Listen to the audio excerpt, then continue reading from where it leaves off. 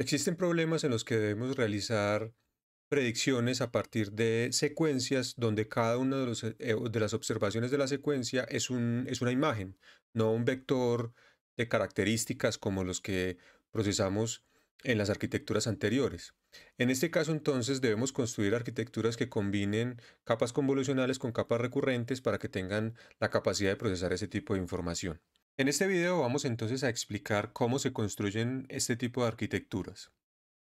Para poder mostrarles un ejemplo, vamos a construir un conjunto de datos de manera artificial que consiste simplemente en un cuadro amarillo, como el que ven en la imagen, que se va a mover a través de diferentes frames formando diferentes figuras.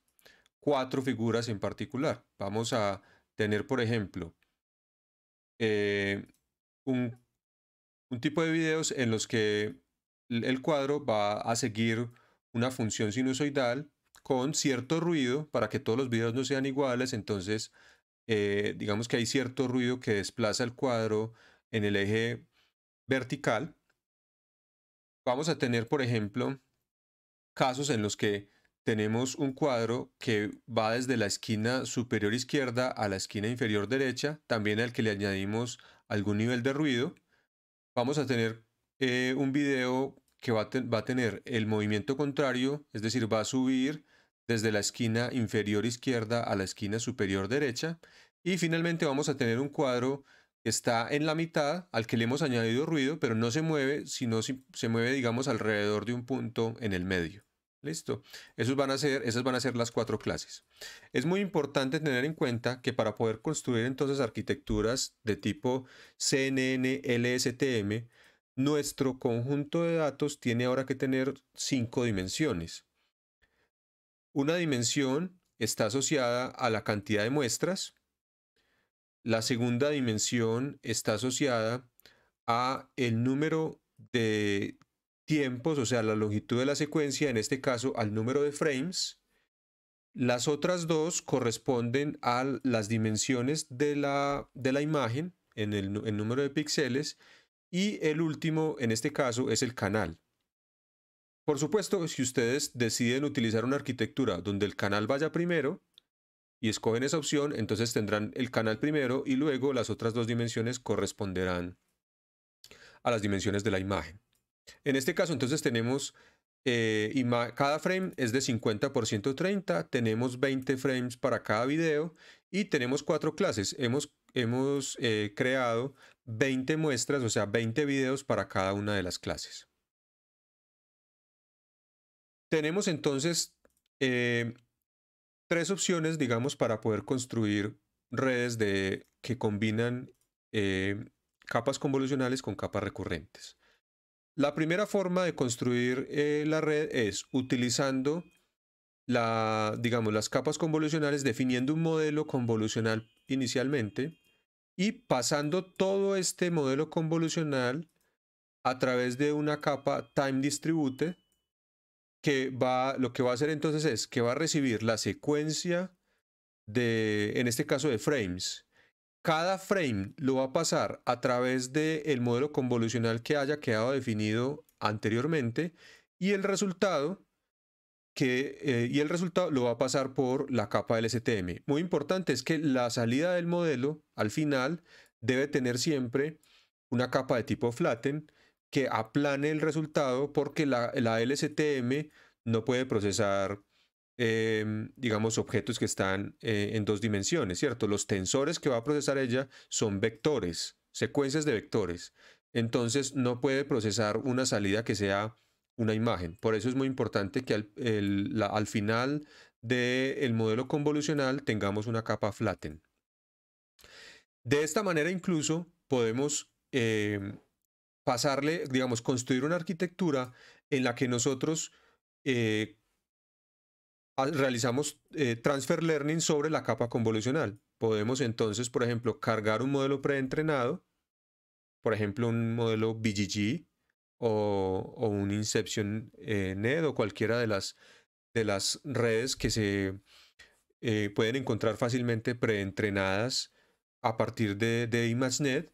Y yo puedo a esta segunda, a este modelo, secuencial que he construido acá, pasarle el modelo que ha sido cargado a partir de un modelo preentrenado. Por supuesto que tuve que haberle añadido primero, como ya he dicho, algunas capas finales y esta capa flatten para poder realizar correctamente la integración de los dos. ¿Listo? La otra manera en la que lo puedo hacer es ir añadiendo cada una de las capas y a través de la misma capa Time Distributed realizar el procesamiento sobre la secuencia. Entonces, si yo no quiero, por ejemplo, añadir todo el modelo directamente y luego pasarlo a la segunda arquitectura, lo que puedo hacer entonces es defino una capa convolucional y a través de la capa Time Distributed se la aplico a cada uno de los frames de la secuencia. Luego, posteriormente, voy a hacer un max pooling, entonces luego a través del Time Distributed se lo hago a cada uno de los elementos que salieron de la capa inmediatamente anterior y así sucesivamente. Al final, entonces también agrego el flatten y lo paso entonces finalmente a la capa LSTM. Estos dos tipos de arquitecturas son equivalentes. Vamos a ver entonces aquí un ejemplo de construcción de una arquitectura para nuestros videos, los videos generados de manera artificial. Entonces vemos, por ejemplo, que yo añadí aquí un comp 2D de 5 filtros, de un kernel de 4x4, con una función de activación ReLU, con un padding same para que me mantenga el tamaño de las imágenes. Luego hago un max pooling para reducir el tamaño en 2 y añado una capa convolucional más, un max pooling, una nueva capa convolucional, un max pooling y finalmente una capa flatten. Y luego añado entonces la capa LSTM, una capa densa al final que tiene 4 salidas con función de activación softmax, que es la que ya va a realizar el proceso de clasificación al final. Recuerden que tenemos un problema con 4 clases de videos. ¿Listo? Realizamos entonces el proceso de entrenamiento. Aquí podemos ver cómo arranca y más o menos por acá en la época 23, miren que ya el accuracy de entrenamiento ya es de 1, ¿cierto? O sea que el modelo fue capaz de identificar perfectamente la información diferencial de los videos. Aquí una cosa muy importante es que en este caso, lo que nosotros queremos hacer es que la capa convolucional identifique el objeto que tiene que seguir y luego la capa recurrente haga el proceso de seguimiento sobre ese objeto para determinar el tipo de movimiento que está haciendo. Es decir, que las dos pueden ir de manera independiente. En la capa convolucional se va a preocupar por revisar o por analizar la información espacial y la capa recurrente por capturar la información temporal. Aquí podemos ver, digamos, una descripción del modelo, ¿cierto? Y finalmente lo podemos evaluar. Vamos a crear otro conjunto de videos similares. Como tenemos un ruido añadido que es aleatorio, pues estos nuevos videos van a ser ligeramente diferentes que los anteriores, simplemente para probar que en predicción el modelo nos da una accuracy de 1. Bueno, es un problema muy simple, pero digamos que nos permite observar cómo se construye la arquitectura y sobre todo, pues que debemos tener en cuenta, ¿cierto? Las dimensiones de nuestros tensor de entrada y la manera en la que podemos combinar las capas. Existe una tercera estrategia para realizar, digamos, el procesamiento de secuencias de secuencias de objetos o de observaciones donde cada observación es una matriz, ¿cierto? O incluso pues un conjunto de matrices porque en el caso de una imagen pues lo que tenemos es varias matrices, una para cada canal y es utilizando un tipo de capas que se llama comp-LSTM. Esta es una capa en la que, digamos, la información de 2 dimensiones de las imágenes se incorpora dentro de la capa LSTM directamente. Entonces, en este caso, en lugar de tener una capa LSTM que procesa información vectorial, donde tenemos, digamos que internamente, ya sabemos que está compuesta, que la capa LSTM está compuesta de 3 compuertas, 3 gate, más un perceptrón que digamos, nos provee la salida para el tiempo actual o la salida candidata para el tiempo actual que se va a combinar con el estado en el tiempo anterior. Entonces, esos modelos de perceptrón originalmente están diseñados para realizar operaciones de producto punto entre los vectores de entrada y las matrices de peso. En el caso de la COM-LSTM, esas operaciones de producto punto entre vectores y matrices se reemplazan por operaciones de convolución. Entonces, eh, toda la información que fluye a través de la capa son las matrices, ¿cierto? Entonces tenemos que el estado tiene forma de matriz, x de t tiene la forma de matriz de la entrada, em, tanto H como C tienen ambas forma de matriz, y las operaciones que se realizan internamente, tanto en las compuertas como en el perceptrón que realiza, digamos, la salida del estado candidato, en todos los casos se reemplazan las operaciones de producto punto, vectores matrices, por operaciones de convolución. Este tipo de capas son muy útiles cuando queremos que el modelo capture información espaciotemporal al mismo tiempo. Es decir, en problemas donde no solamente yo quiero identificar un objeto en la imagen y luego seguirlo, sino que la imagen tiene muchas variaciones, hay varios elementos en la imagen que están cambiando y están cambiando a lo largo del tiempo. Entonces yo quiero que la red tenga en cuenta toda esa información temporal y espacial al mismo tiempo. Las COM-LSTM están diseñadas a partir de una variante pequeña de las LSTM que se llaman un peephole LSTM, que tienen, digamos que cada una de las compuertas no retorna un único valor, no retorna un valor para decir si, por ejemplo, cuánto de esta información se va a utilizar, digamos, la compuerta de olvido, que controla cuánta de la información del estado se va a utilizar en el futuro. En lugar de que esta compuerta nos devuelva un único valor que apaga toda la información de C, esta compuerta retorna un vector, incluyendo entonces un valor para cada uno digamos, si C es un vector de dimensión D, la compuerta me retorna también un vector de dimensión D que me indica cuánta información de cada uno de los elementos de C yo voy a conservar y cuánta voy a olvidar. Y lo mismo para las demás compuertas. En el caso de la COM-LSTM, entonces las compuertas ahora no me retornan un vector, sino que retornan una matriz completa del mismo tamaño de las imágenes que estamos procesando, y entonces hay una multiplicación elemento a elemento para determinar, por ejemplo, en este caso, cuánta información del estado anterior voy a combinar con el estado actual, pero se conserva o se analiza la información elemento a elemento. ¿Listo? Entonces, esa es una variante que se llama Pinhole LSTMs. Aquí pueden encontrar un enlace al paper original y aquí pueden encontrar un enlace al paper original de las COM LSTM. Para poder usarla en nuestro problema, aunque realmente los videos que tenemos no requieren capturar información espaciotemporal, pero las podemos utilizar también, vemos entonces que podemos importar la capa como LSTM y las añadimos al modelo sin necesidad de utilizar un time distributed. Simplemente utilizamos el COM-LSTM, y como esta es una capa que ya maneja tanto la información espacial como temporal, entonces es capaz de procesar la entrada tal como la definimos antes. Luego vamos a hacer un max pooling. En este caso el max pooling sigue siendo una capa convencional, entonces la utilizamos a través del time distributed, añadimos una segunda COM LSTM, otro max pooling, una tercera COM LSTM, y al final hacemos simplemente un flatten para poder pasárselo a la capa de salida densa, ¿cierto? En este caso miren que no añadimos una LSTM adicional. ¿Por qué? Porque ya está combinada en estas otras capas que utilizamos aquí. La capa de salida tiene nuevamente 4 neuronas a la salida, porque nuestro problema es de 4 clases. Y aquí hacemos el entrenamiento del modelo. Vemos que por aquí en la iteración 57 ya el modelo nuevamente también alcanza una accuracy de 1. Y si realizamos una predicción, vemos también que tiene una accuracy de 1. Analizando la descripción del modelo, vemos que, por ejemplo, en este caso tiene 29.504 parámetros. ¿Cuántos tenía en el caso anterior?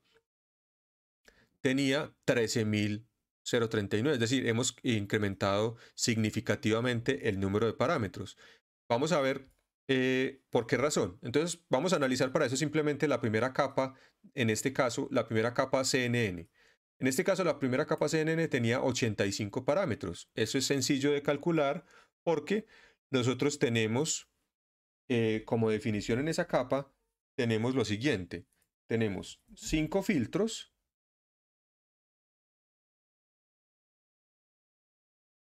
tenemos un tamaño del kernel de 4×4 y tenemos una imagen que tiene como entrada un canal. Entonces, nosotros podemos llegar fácilmente, digamos, a la conclusión de que tenemos el número de parámetros en esa capa va a ser ¿cuánto? Va a ser 4×4, que es el número de parámetros, digamos, de la máscara del filtro, por el número de canales, que es 1, por el número de filtros que hemos definido. Y eso nos da un resultado de 85 parámetros. Esos son los parámetros de nuestra capa CNN. Entonces aquí vemos nuevamente que nos da 85. ¿Listo? Ese es muy sencillo. Podríamos entonces analizar, por ejemplo, solamente los parámetros de la LSTM, pero solamente los parámetros de la LSTM solamente estarán al final de todas las capas convolucionales, al cual se le entrega un flatten de la salida última que tenemos del componente convolucional. Mientras que en el caso de la COM-LSTM, vamos a ver que tenemos, en esa primera capa tenemos 1940 parámetros. Vamos a ver de dónde salen esos 1940 parámetros. Entonces, en este caso, hemos definido algo muy parecido. 5 filtros, kernels de 4×4 y las imágenes de entrada son de un solo canal. Sin embargo, a ver, tenemos que recordar lo siguiente. Cada una de las compuertas, por ejemplo, la compuerta de olvido, la F-gate, va a ser como en esencia un perceptrón. Ese perceptrón, que en este caso es un poquito diferente porque contiene operaciones convolucionales y no de producto punto, pero entonces va a ser la convolución entre una matriz por la observación en el tiempo t, más una matriz 2, esta es, digamos, vamos a llamarla aquí la matriz de entrada, esta es la matriz, digamos, de recurrencia, convolución con h de t-1, que es la salida en el tiempo anterior, ¿cierto? Más b.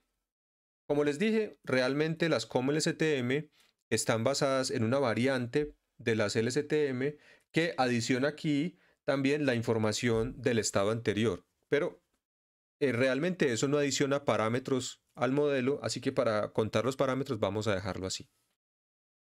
Bien, entonces, esta x de t es nuestra imagen de entrada. Es decir, que aquí tenemos una convolución con la cantidad de kernel, con el número de filtros que ya habíamos definido, con los kernel de cada filtro de 4×4, ¿cierto?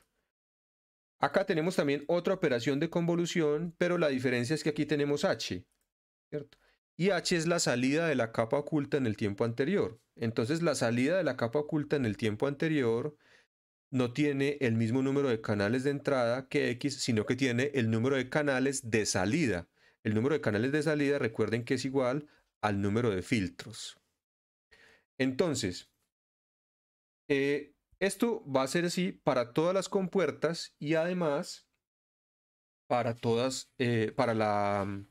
para el perceptrón que nos provee la salida candidata en el estado T, ¿cierto? Entonces recuerden que tenemos la compuerta de olvido, tenemos la compuerta de entrada y tenemos la compuerta de salida. Todas tienen una estructura similar y además tenemos la salida candidata C en el tiempo T, que también viene, en este caso es una tangente hiperbólica, pero tenemos adentro lo mismo. Tenemos las entradas convolucionadas con unos pesos más las salidas del tiempo anterior convolucionadas con unos pesos también. Entonces, ¿qué vamos a tener aquí? Vamos a tener, digamos, 4×4, que es el número de parámetros de nuestro kernel, ¿cierto? Multiplicado obviamente por el número de canales, que es 1, multiplicado por el número de filtros, que es 5, ¿cierto? Todo esto se repite 4 veces, porque es una convolución acá, otra acá y otra acá. ¿Listo? Ahora, de esta que tenemos, de esta vamos a tener 4×4, que es el tamaño de los filtros, pero el número de canales de entrada aquí es 5, porque H fue la salida en el tiempo anterior, y juega, por 5, que es el número de filtros que nosotros hemos definido, ¿cierto? Y entonces esto también se repite 4 veces, una para cada una de estas. Y finalmente tenemos los términos independientes, que son 4. ¿Listo? Si nosotros realizamos entonces esta cuenta, vamos a llegar a la conclusión de que el número de parámetros de esa capa es 1940. Y el mismo análisis podríamos hacer para las demás capas. Por esa razón, la capa, digamos, este modelo que utiliza COM-LSTM tiene un número de parámetros mucho mayor que la definición original, que solamente consideraba los parámetros de una convolución. Mientras que en el caso de la COM-LSTM realmente no estamos realizando una convolución, estamos realizando al menos 8. En cada una de las compuertas estamos realizando 2 procesos de convolución y tenemos 3 compuertas más el perceptrón que nos entrega el estado candidato, que es como si fuéramos entonces 4 perceptrones. Estamos realizando 8 procesos de convolución y por esa razón el número de parámetros es mucho mayor.